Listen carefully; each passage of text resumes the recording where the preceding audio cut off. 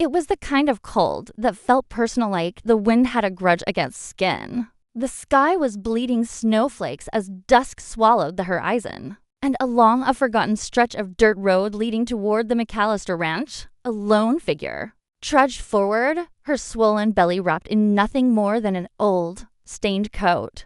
Her boots, cracked and filled with slush, clung to the last warmth of her strength. With every step, the weight of the child she carried grew heavier, the burden of her past trailing behind like shadows in snow. The girl had no name anyone in the valley remembered. Not anymore. Just whispers. That runaway. The preacher's mistake. The one who got in trouble. But she had once been called Lily. And when the contractions hit her like bolts of lightning beneath her ribs, she fell to her knees in the snow right at the edge of a fence. That separated poverty from privilege.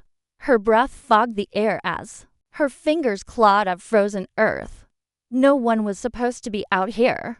Not this late. Not in this storm. And certainly not her. But fate has its own way of resetting what pride has broken. From the distance, headlights cut through the fog of snowfall. A large black truck rolled down the private ranch road, its tires crunching ice like bones. Inside sat a man whose name alone held more weight than most families in the county. Weston McAllister, rancher, billionaire, reclusive, and fiercely unforgiving. He hadn't been seen in town for nearly a year. Not since the death of his only son. Most folks thought he'd locked himself away with grief, lost in the wilderness of his own sorrow. Yet tonight, something drew him out. Maybe it was the storm dot, maybe it was guilt. Or maybe it was the way redemption sometimes hides itself in the body of a stranger. When Weston saw the girl on the road, collapsed in snow, barely breathing, the image did something. To him, it pierced through the wall he'd spent months building around his heart. He slammed the brakes, jumped out without gloves, and knelt in the snow. He didn't know her name. He didn't know her story. But the way she shook in his arms was the same way his son had trembled. The day he died in that storm last winter, he thought he'd buried all feeling. But now it clawed back with a vengeance. By the time he carried her to the truck and peeled away down the ranch path, the snow had turned to ice. Inside the truck cab, the heater blew hot air over her face, but her lips were still blue, her belly taut with life fighting for breath. As the gates to the McAllister estate opened, the ranch hands stared in disbelief. No one ever came here. No one ever entered unless they were summoned. But tonight, the boss brought in a girl who looked like she belonged to the wind. Inside the great house, once hollow with silence, the warmth of fire met the coldness of fate. The girl was laid on a guest bed that hadn't been touched in years. Weston barked orders to his old housekeeper, a woman who hadn't seen him show emotion in over a decade. He wrapped the girl in blankets and whispered something no one could hear. Maybe it was an apology. Maybe it was a prayer. And then, just before midnight, the girl opened her eyes. And for the first time in years, the old ranch house wasn't dead. It had a heartbeat, and it pulsed with something forgotten. Hope. She didn't know where she was. She didn't know who had saved her. But outside, the storm had stopped. And snow, for once, didn't feel cruel. Because that night, Frontier Redemption began not with a deal. Not with vengeance, but with a man who thought he'd buried love, holding a stranger who still believed in life.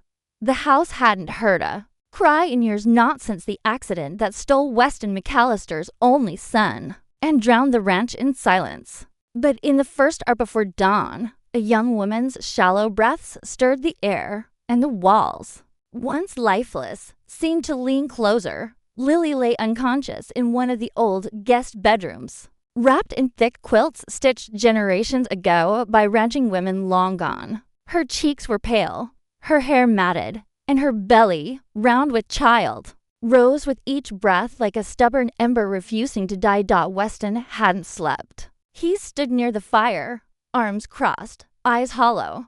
He'd spent a year punishing himself. In that house, no whiskey, no visitors, just guilt. People thought grief had broken him, but it hadn't. It had hardened him. Losing a son had drained his soul. But watching that girl collapse outside his fence cracked it open again. He didn't know who she was, but he knew abandonment. He knew what it meant to watch someone fade without anyone stopping to help Dot at. Sunrise, the housekeeper returned with tea and blankets. "She's stable," she whispered, unsure why her voice dropped. Maybe it was the sacred quiet of redemption just beginning to whisper through the halls. Weston didn't answer. His eyes were fixed on the girl's belly. Life. Still fighting. Still holding on in a world too cruel for softness. Somewhere in his chest, something shifted. Meanwhile, the town just beyond the hills was already stirring with judgment. At the diner, voices murmured about a stranger at the McAllister ranch. Rumors ran like wildfire. "He brought her in from the road," said one. "Pregnant," whispered another. "Trash," muttered a third. The sheriff raised an eyebrow. The mayor frowned. Because when power moves in silence, people panic. And Weston had always kept things silent until now. But they didn't know what Weston had seen. They hadn't seen the bruises beneath her coat. They hadn't noticed the bloody socks or the old hospital band still clinging to her wrist. Weston had, and he knew what that meant. This girl wasn't just lost. She was running. Later that day, when she finally stirred, her eyes fluttered open and took in the room mahogany walls, antlers above the fireplace, velvet drapes that smelled like old winters. Panic struck her first. She didn't know where she was or whose home she lay in. But the warmth, the clean sheets, the scent of pine wood and fire disarmed her. Then she saw the framed photo on the nightstand. A boy in a cowboy hat smiling in golden light. And beside it, a man with cold eyes and heavy hands. The same man she had seen before everything went dark. She knew that face. Everyone knew that face. Weston McAllister, ruthless cattle baron, landowner of the valley. The man who never forgave or forgot. She gripped her belly and tried to rise, but pain shot up her spine. Her baby kicked. Not yet. She thought. Please, not yet. Across the house, Weston stood on the porch, staring at the snowy hills. He didn't smoke, but in that moment, he held a match between his fingers like it might burn away everything he didn't understand. The girl had no ID, no wallet, just a bag with a ripped ultrasound photo and a name written in smudged pen. Evelyn. That wasn't hers. Or maybe it was. The name didn't matter. What mattered was what he'd seen when she passed out handprints on her wrists, fading bruises beneath her jawline. He'd seen that once before, on a ranch hand's wife. By the time they intervened, it was too late. Not again. He walked inside, and for the first time since his son died, he gave someone his coat. That small act cracked the silence, and the old house, the one he'd sworn would never feel warm again, whispered something back. She wasn't just a girl in the snow. She was the storm that might cleanse everything he had left. The wind outside had settled into a hush, but inside the McAllister ranch, a different kind of storm began to rise, quiet, slow, and wrapped in the heavy scent of old wood and something unspoken. Lily's body was healing, but her eyes stayed, wide, watchful.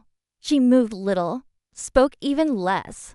Weston had given her shelter, but shelter doesn't erase fear. Not the kind etched into skin. Not the kind that stays when no one's looking. For 2 days, she barely left the guest room. Every creak in the hallway made her flinch. Every knock sent her breath racing. She kept one hand on her belly at all times, like her child might be, taken in the same way everything else had been suddenly, and without mercy. The housekeeper tried to offer comfort. Warm soup, softer blankets, even old novels from the study. But Lily wasn't hiding from the cold anymore. She was hiding from someone or something much worse. Weston kept his distance. He didn't ask questions, didn't demand thanks. He simply made sure the fire never died and that no man approached the property without being seen. At night, he paced the porch with a rifle on his back. It wasn't habit. It was warning. But the town had noticed. People talked louder now. The sheriff made a drive out to the ranch, just to check in. When Weston didn't come to the gate, the sheriff didn't push, but he took notes. Too many notes. Inside the diner, whispers, coiled like smoke. She's trouble. She's hiding something. She's not even from this town. The mayor's wife made sure her church ladies knew what to pray for and what to gossip about. But what they didn't know was what Lily had run from. It had begun months ago, in another state, another life. A man with expensive shoes and a politician's smile had promised her safety, warmth, and love. But beneath the charm had been control. She had been 19. He had been almost 50. When she got pregnant, the mask dropped. Suddenly, she wasn't his treasure. She was a liability. She became bruises hidden under sleeves, blood rinsed from bathroom tiles, and locks on doors that only opened when he was pleased. One night, when the pain became louder than the fear, she ran. She took nothing but a coat and the ultrasound photo, and prayed the snow would keep him from finding her. But men like that don't let go, and money doesn't freeze. Somewhere out there, he was looking, and she knew the quiet wouldn't last. Back at the ranch, Weston finally approached her room on the third morning. He knocked twice, gently. When she didn't answer, he opened the door and found her by the window, staring at the barn. Snow glittered on the rooftops, peaceful and perfecto, unlike the mess inside her. He didn't ask what had happened. He only said, "You're safe here." But safety is temporary when the past has wheels. Because 20 miles away, a black SUV rolled into a gas station. The driver showed a photo to the clerk. The man in the passenger seat was older, face like polished steel, smile too white for a winter coat. He didn't speak. He just waited. The clerk looked at the photo, then at the road heading toward the hills, and nodded. He pointed toward the valley, toward the McAllister ranch. The ranch had become a fragile haven, a place where fire burned without fear and footsteps didn't follow with fists. But peace is a delicate thing when the past wears polished shoes and smiles like a lawyer. At sunrise, the wind changed. Not the kind that rattles fences, but the kind that brings a scent no one speaks about. The kind that says something is coming. And it was down the main road. A black SUV slid through the powder with deliberate grace. No dust, no skid, just control. The man inside wore a tailored coat to clean for ranchland and carried himself with the entitlement of someone used to winning court cases before they began. His name was Dominic Haynes, but the world knew him by initials D.L. Haynes. Real estate mogul turned political darling. Behind the charm, he was a man made of paperwork and silence, and Lily had once lived in his shadow. He stepped out at the sheriff's office with legal papers in hand, citing trespass, concern for a minor's health, and vague language about property lost in emotional distress. He didn't say her name. He didn't have to. The sheriff nodded, too eager to obey. Law in a small town bends easily when the man asking writes checks with 6 zeros. That afternoon, a marked vehicle rolled toward the ranch, tires crunching the frozen gravel. Inside, Sheriff Mathers rehearsed his lines, cordial, official, above suspicion. But Weston McAllister was already waiting on the porch, rifle across his knees, a black coffee in hand. "You're trespassing, Sheriff," Weston said before a single badge could glint in the sun. "I've got reason to believe you're harboring someone. I'm giving shelter to a girl who collapsed on my land, same as I'd do for a stray calf dying in the snow. That a crime now?" Behind the curtains, Lily watched from the guest room window, heart hammering against her ribs. She knew that pattern, the legal language, the slow suffocation of rights beneath polite conversation. They wouldn't storm the ranch, not yet. But the message was clear. She had been found. Weston didn't blink.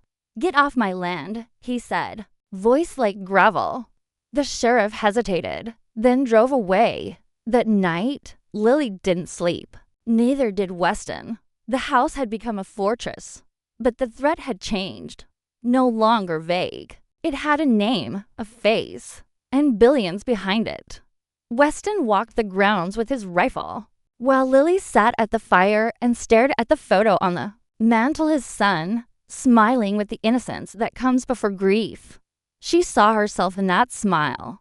Or maybe she saw what was taken from her Dodd and Weston. He saw a woman who reminded him of everything he lost, but also everything he had once promised to protect. The next morning, the town was buzzing again, but now the rumors were angrier. Weston had threatened the sheriff. Weston was hiding a girl. Weston was losing his mind again. The mayor called it a crisis of public trust. The townspeople who once feared Weston's wealth now saw an opportunity to cut him down.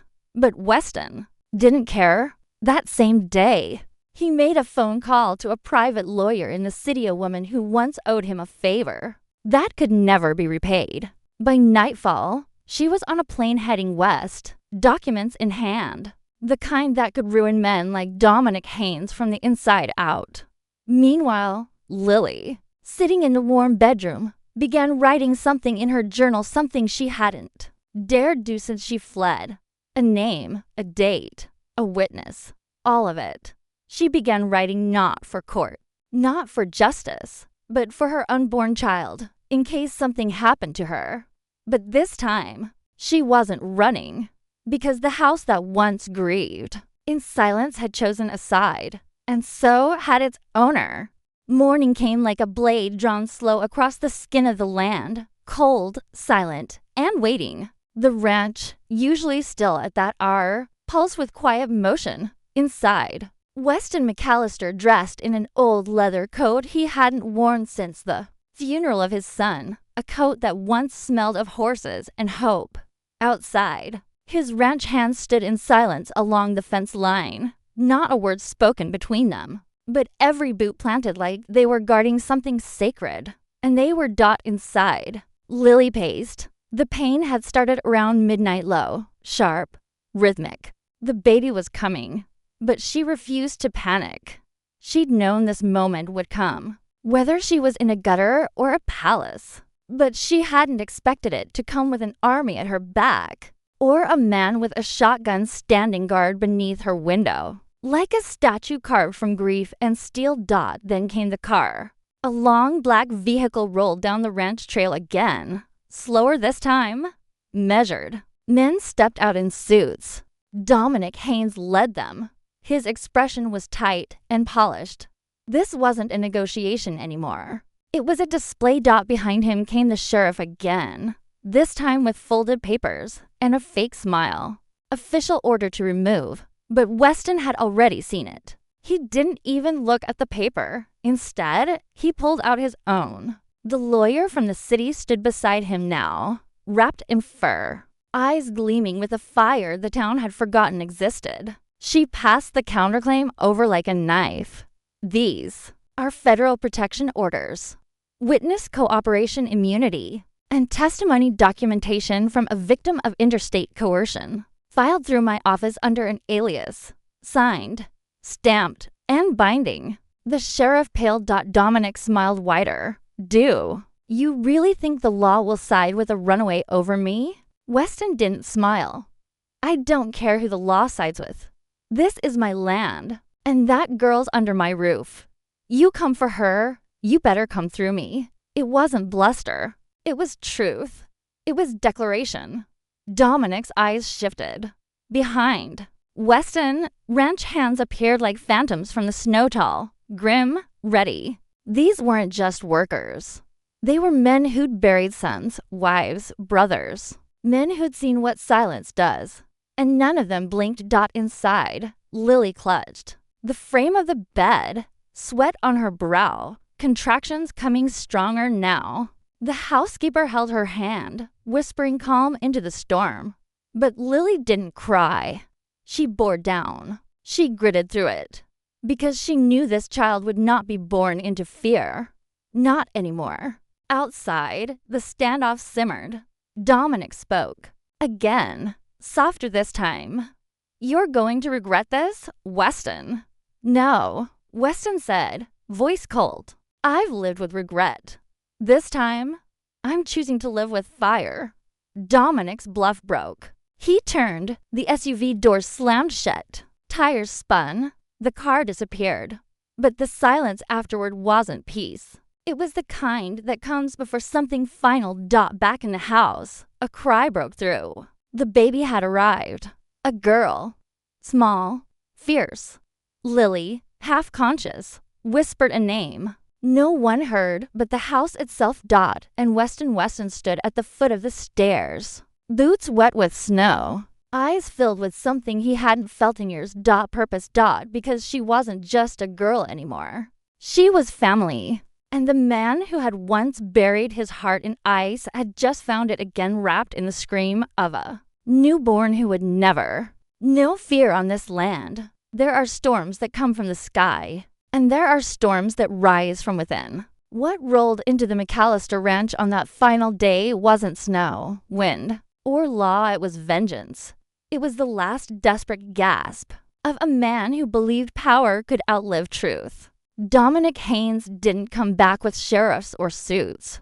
This time, he came with a private convoy and a court order written in arrogance. 4 black SUVs crossed the cattle guards. The sun hadn't even risen. The land was still frozen in blue light. But Weston McAllister was already waiting on the porch. Inside the ranch house, the baby, only hours old, slept in her mother's arms, wrapped in quilts made by Weston's late wife. Lily hadn't spoken much since the birth, but her eyes had changed. They no longer darted. They stared. She was no longer prey. And Weston had become something even he didn't expect. The man who once lost everything was no longer afraid of losing again. As the vehicles parked and Boots hit the ground, Weston walked forward, rifle on his shoulder, not raised, not threatening, but declaring. The lawyer stood by him again, her briefcase locked, her jaw like stone. She held all the paperwork that mattered now, proof of abuse, signed statements, photographs no politician could scrub. What Dominic hadn't expected was that Lily had documented everything, not in fear but in planning. She had written her redemption before she ever found the ranch. Dominic stepped out last, coat flapping, mouth curved in that politician's grin. You're harboring a fugitive, he said. She's not a fugitive, Weston replied. She's a mother, and she's under my protection.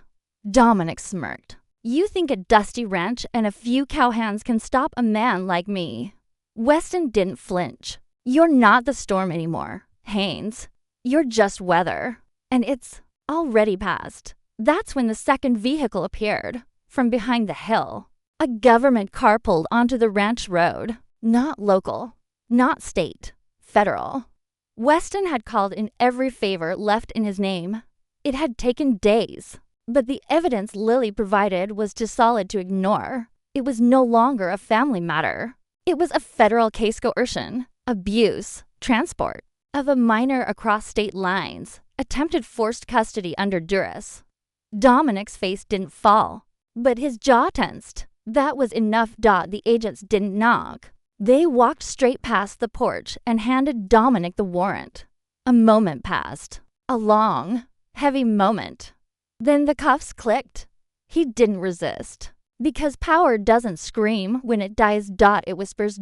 As the vehicles rolled away, carrying a man who once thought he owned every room he walked into. The sun broke over the ranch, and in that light, for the first time in years, Weston stood tall, without guilt, without silence. Behind him, Lily stepped outside, baby pressed to her chest, eyes wet but steady. The ranch hands, the housekeeper, the townsfolk who had come to watch from the fence line. No one said a word. They simply watched as Lily, once just a girl in the snow, walked to Weston's side and placed her hand on his. He looked at the baby, then at Lily, and nodded, not because he understood everything, but because he had chosen to shelter, to protect, to rise. The ranch that had died the day Weston's son was buried had been reborn, not through money, not through legacy, but through mercy, through justice. through a girl who refused to stay broken and a man who finally forgave himself. The wind stirred the snow dot, and the land, once bitter, now whispered a name: Frontier Redemption.